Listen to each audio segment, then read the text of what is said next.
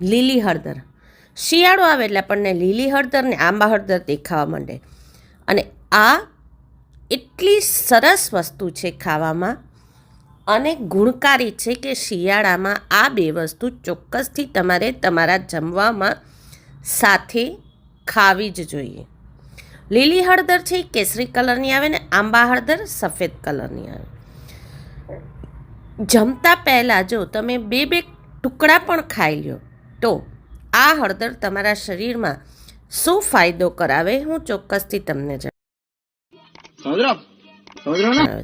એક તો હળદર જ એ બેસ્ટ એન્ટીઓક્સિડન્ટ છે, એટલે કે તમારા શરીરમાં કોઈ પણ જાતના થતા નુકસાનને બચાવે છે.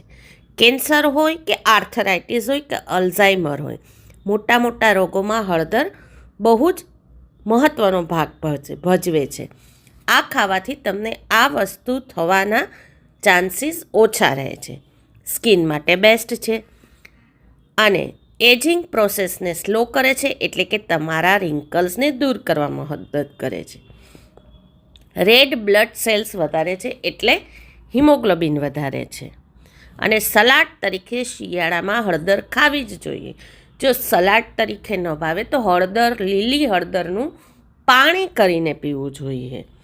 લીલી હળદર બ્લડ પ્રેશર અને હાર્ટ ડિસીઝ સામે પણ રક્ષણ આપે છે.